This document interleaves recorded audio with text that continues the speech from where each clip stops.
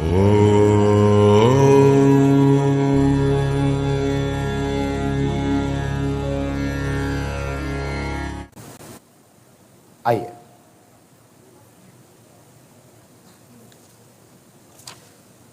महाराज जी रक्षा सूत्र पहन लीजिए।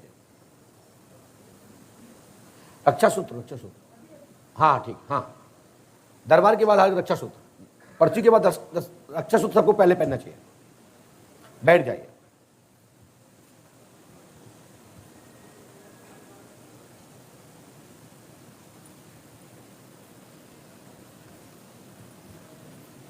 जी भैया माइक उठाइए।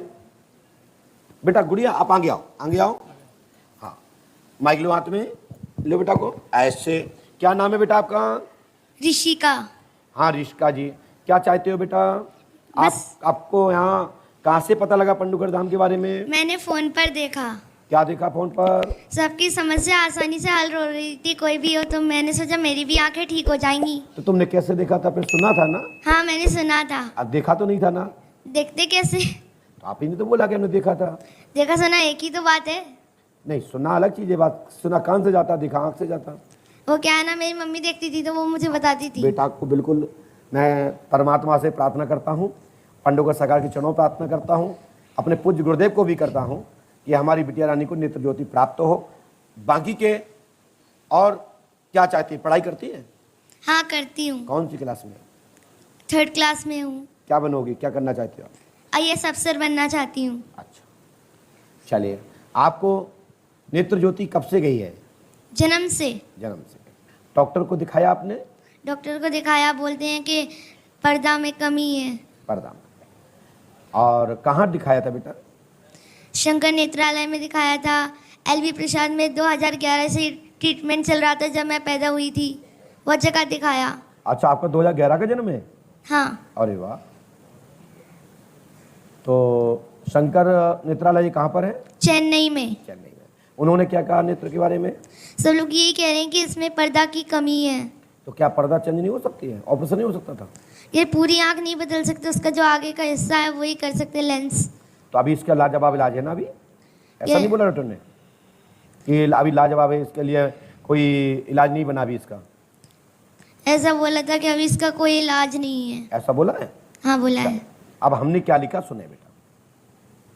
भैया जी आप देखें, आपकी बेटी को नेत्र ज्योति नहीं है, सफलता प्राप्त होगी, अभी इलाज नहीं आया इसका, लेकिन डॉक्टर चिकित्सा विज्ञान के द्वारा लाभ मिलेगा।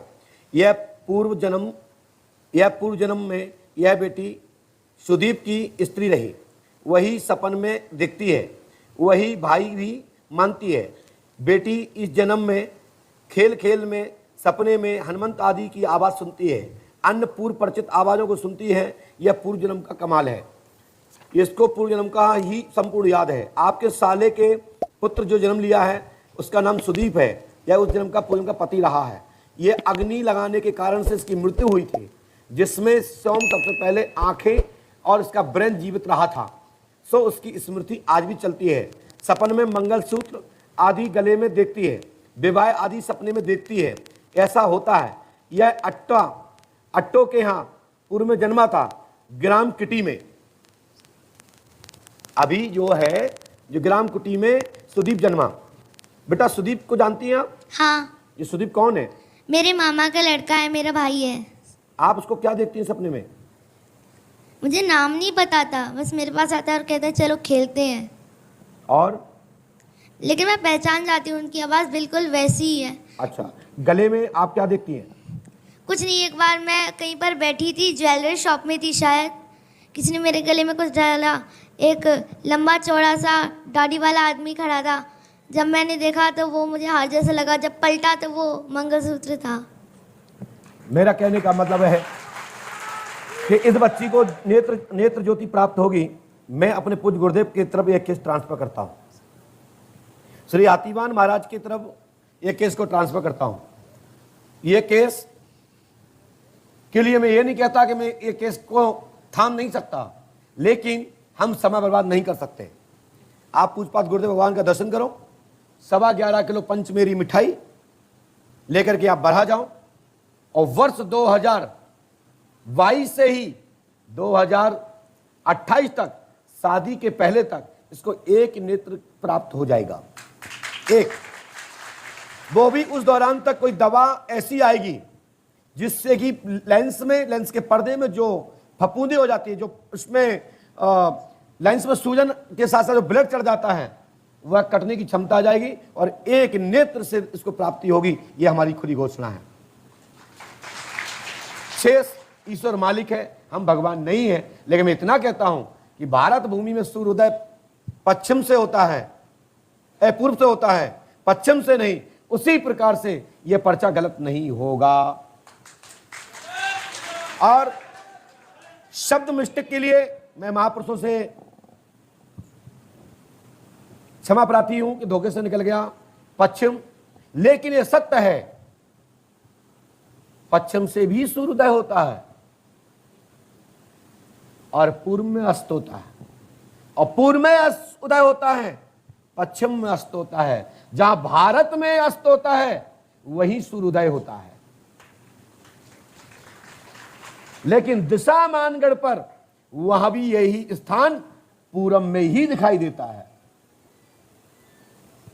लेकिन इसके मंत्र हैं, कौन से मंत्र में पूरब और दक्षिण के कौन से इशारे पे आएगा, कौन सा उत्तर और पूर्व के कुंडल पे आएगा। आप जानते हो वर्ष में टोटल फिंगर्स निशान पूरब से सूर्योदय नहीं होता है, इसके स्थान है। क्या पहला स्थान यहां आएगा, फलाने महीने में यहां आएगा, फिर यहां आएगा। लेकिन दिशा मूल रूप से भारत भूमि में बुंदेलखंड में हम बैठे हैं, हम सब लोग जिस स्तर पे बैठे हैं, हम लोग उज्जैन से, हम लोग मानगढ़ देखते हैं, तो हम लोग पूरब से ही इशारा मानते हैं। लेकिन उसमें भी फर्क आता है।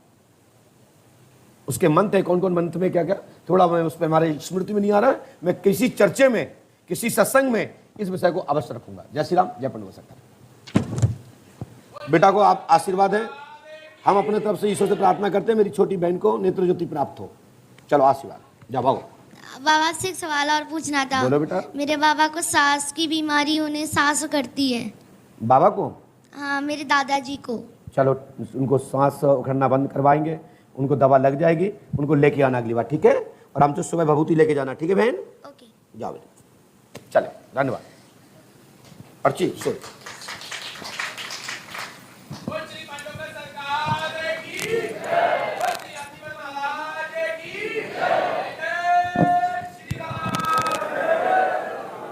लिखा तो हमने बहुत कुछ इसमें है। पर्ची जब मैं बनाता हूं, यहां किसी को आवश्यकता नहीं पड़ती। लीजिए भैया, आप क्या करते हैं भैया? माइक से बोलिए, लोग पूछ रहे हैं कि आप क्या करते हैं। मैं आर्मी में हूँ। आपसे यहाँ किसी ने कोई जानकारी पहले तो नहीं ली थी? नहीं महाराज, किसी ने पूछा तो नहीं था? नहीं, किसी ने पूछा। आपको यहाँ कैसा लगा? मेरे को बहुत अच्छा लगा। यहाँ आप जब आए तो कहाँ से देख के आए थे? पहले कहाँ से पता लगा था पंडुगढ़ में?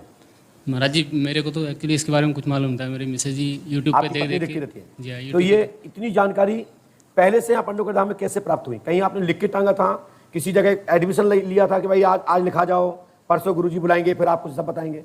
महाराज जी, ये तो सब यूट्यूब पे देख के फिर मैंने 11 मई को मैंने यहाँ पर वो टोकन कटवाया था। उसमें क्या जानकारी ली थी आपसे? नहीं, मैं तो हैदराबाद में जॉब कर रहा था। तो किसने कटवाया था? मेरा भतीजा आया था, वो भी इधर ही कौन बैठा। भाई भतीजा कौन है इनके? खड़े होइए, माइक भेजो उनके पास। भाई क्या है कि पारदर्शी होना चाहिए। लोग हजारों लोग देख रहे हैं, करोड़ों लोगों को भी वीडियो जाएगा।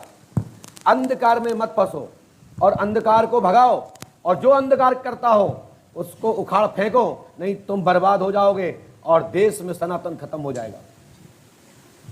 इसलिए सनातन धर्म की स्थापना के लिए सत्य कहो, सत्य बोलो।